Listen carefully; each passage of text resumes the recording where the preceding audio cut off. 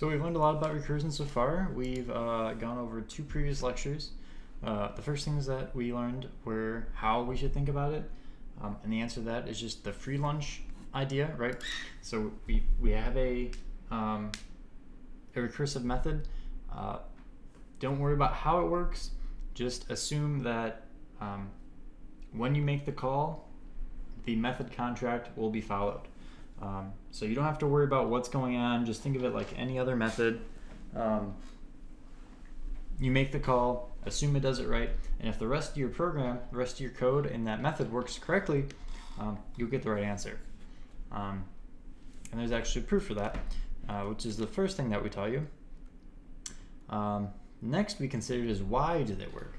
And we didn't give us an explicit proof, but what we did give is a confidence building approach where we start with really small, our smallest cases, and work up one by one, convincing ourselves that it'll work.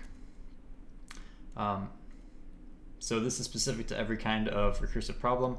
There's going to be some base case or smallest case, and you're going to work up from there. Formally, this is basically proof by mathematical induction. We don't do that explicit proof, but it's what we follow.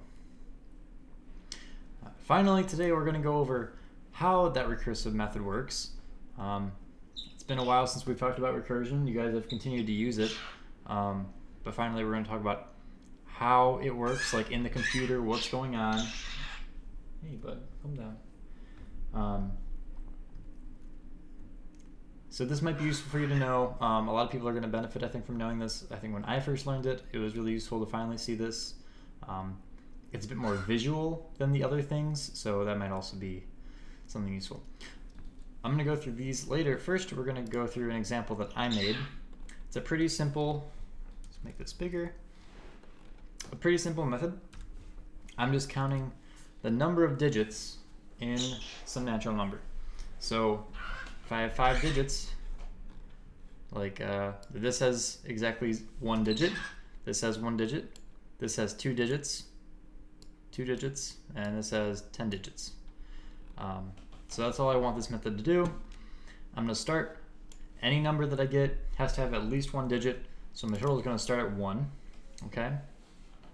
I take off the last digit, and then I check to make n isn't 0, because if we only had 1 digit, n is going to be 0 when we chop off that last digit. It's going to make it 0.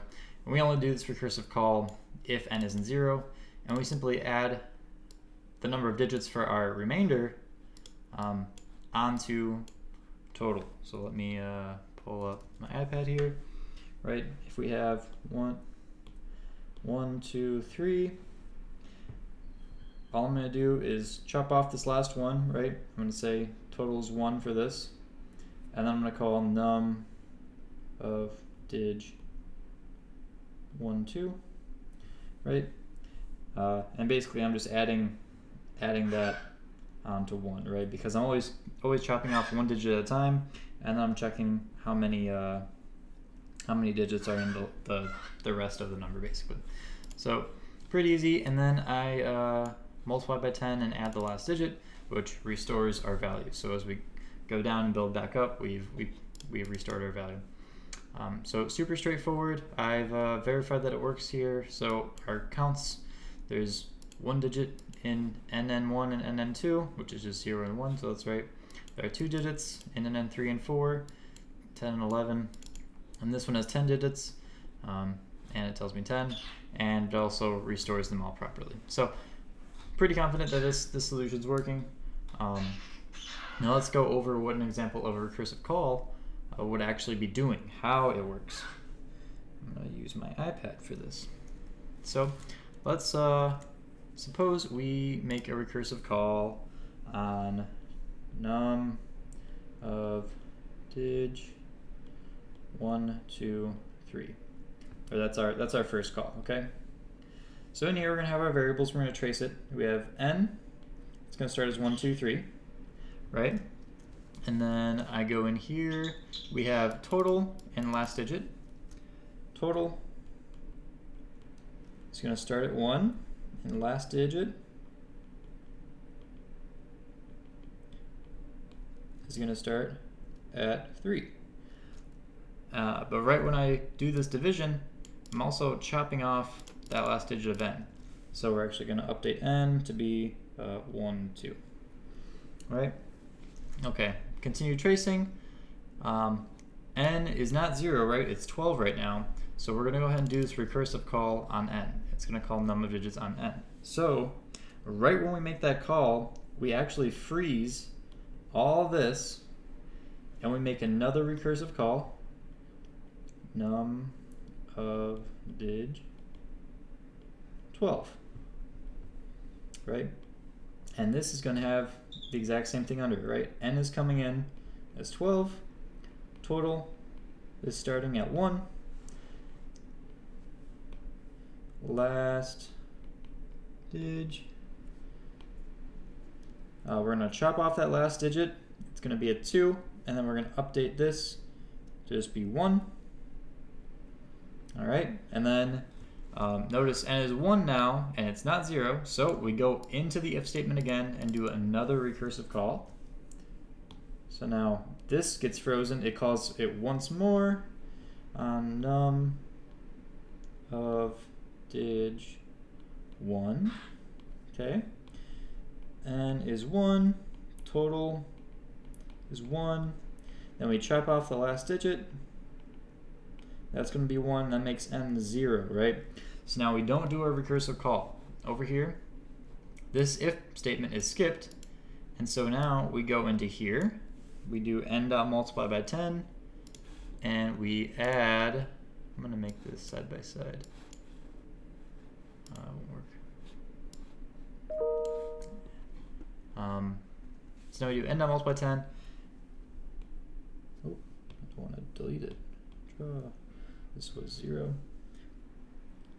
We're going to multiply by 10, and so 0 times 10 is 0, and add last digit, which makes this 1. So we've effectively restored n here. You can see it came in as 1. It's going to be 1 when we end. And then finally, we return total. So total is 1 right now, right? So this number, this 1, is going to get returned all the way back here, okay? Back to our other num of dig, right? Where it stopped right here, right? We said total plus equal num of digits n. It stopped right here and did another recursive call. Well, this recursive call is finished and it returned 1. So now it returned 1, total is gonna plus equal 1. So now total is 2, okay? And then we're going to continue down in this stack. This trace. We just finished that. So now we're gonna restore n right here by multiplying by 10 and adding our last digit. So it's gonna be 1 times 10 is 10 plus 2 is 12. So again, you can see this restored n. Also, this is no longer the value. And then finally, it hits the return statement, and it's going to return its total, which is 2. It's going to return it all the way back here, right? Which brings us all the way to our very first call, num of digits 1, 2, 3, where we left off right here. Remember, it made a recursive call, which is where it went deeper, and it finally returned 2 here. So we're going to do total plus equals 2. This is going to change total to 3. And then we're going to finish this if statement, and we're going to do n dot multiply by 10 last digit, which is going to restore n to 1, 2, 3. Let's see. Again, we restore. Okay. And then finally, this gets returned to wherever called it. So our final answer is going to be 3, right? So that's what's happening. We're actually doing 3 different traces. As soon as we make this recursive call, it's moving, it's basically copying and making an entire new section of memory for all of these variables. You're not overriding the variables, you're not changing the ones that already exist. You're making a new one in an entirely separate area. So each of these calls has its own variables called n, total digit, or total and last digit. They're not overriding each other, they're completely separate. So that's how it would work for this little toy problem, number of digits. In the slides, we go over the reverse substring problem, which is what we've been teaching with the other two recursive lectures. Hey, come down, bud. I'm teaching you. All right. I'm not going to review the reverse substring. I think we've gone over it twice now. As we know from the very first lecture, we can just treat this like a standard method call. We know that it's going to return the reverse because that's what the method contract says. But now we're going to go into how it works. And as it says, it works just like every other call. They're all the exact same. They're just going to be on different inputs. So what's really happening is that the current call is suspended, just like in here. When we got to the recursive call in our first num of digits 1, 2, 3 call, it suspended this method. It stopped right there and moved to this next one. And when that one hit that recursive call, it stopped completely and moved to the next one. And they just sit there and they wait for the level beneath them, or above them, however you look at it, to return something. So they're just waiting. Technically, there's a runtime stack that's keeping track of where the current program is in execution. And so when you make this recursive call, it pushes a method onto the stack for it to be popped off later. That's why we wait to teach this until after you learn stack. So basically, there's a stack of tracing tables where you're working on the current tracing table, and as soon as you make another recursive call, you push your current tracing table onto a stack so you can work on another one. Let's see how that might look. So let's say we're starting with our call on OSU. We're going to reverse OSU. Obviously, s.length is not equal to 0, so this call suspends if s.length equals 0. What do I have? A stack of suspended tables here. Okay. I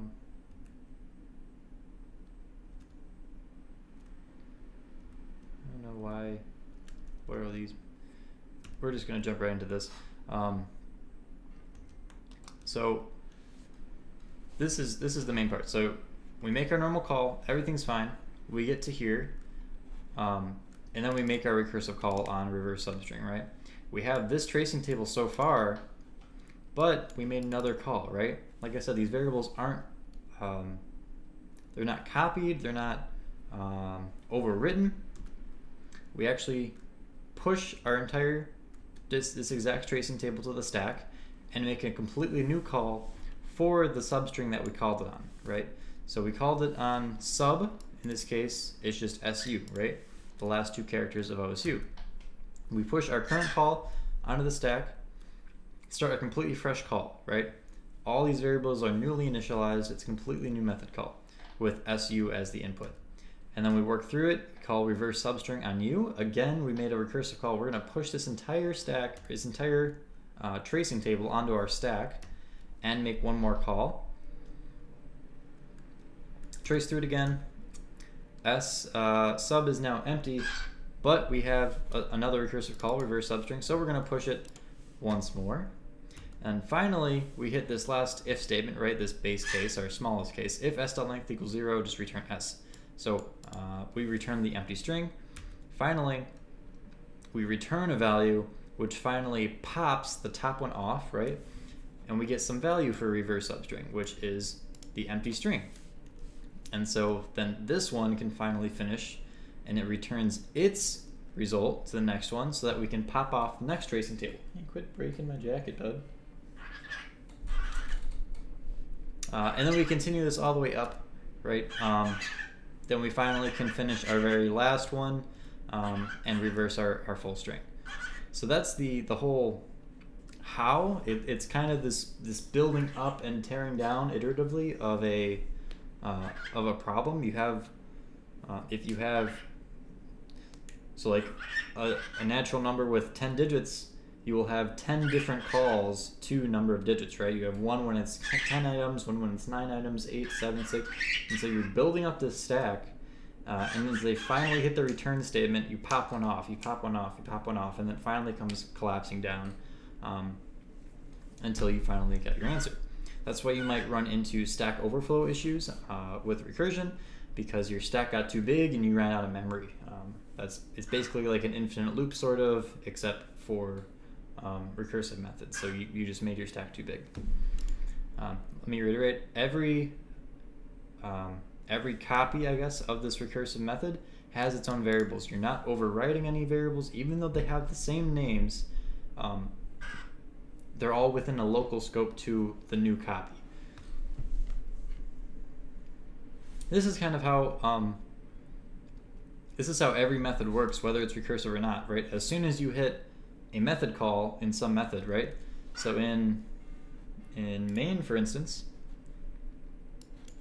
right? When we get to this call right here, this num of digits call, it stops main right there. Oh, there goes my beard. Okay. It stops the call right there and jumps down to num of digits, right? It doesn't continue in main. Main will wait right at this line. It's going to stop right here. It's actually going to stop right here because it can't even print out the number yet. It's going to wait right there for this entire method to call, be finished, and return something. Of course, it doesn't know, but this is a recursive method, and it's going to do that itself many times, and then finally everything will get returned. So every call in Java and in general in programming languages do this. When a method calls another method, the first method waits, it gets pushed onto a stack, and then the other method can move forward. I don't know if I agree with this. I think everybody learns a little bit differently. The how is pretty nice to see sometimes, especially because it can be visual. You know, we're building up this stack and slowly popping it off.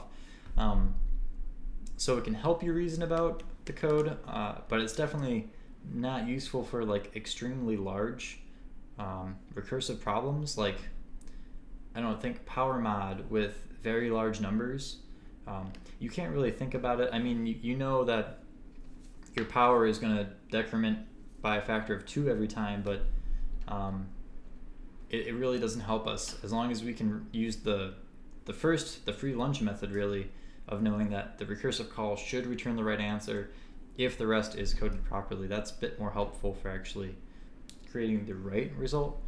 But yeah, this is just kind of tying it all together. Hopefully you get a better picture of how recursion and how programming languages, I guess in general, work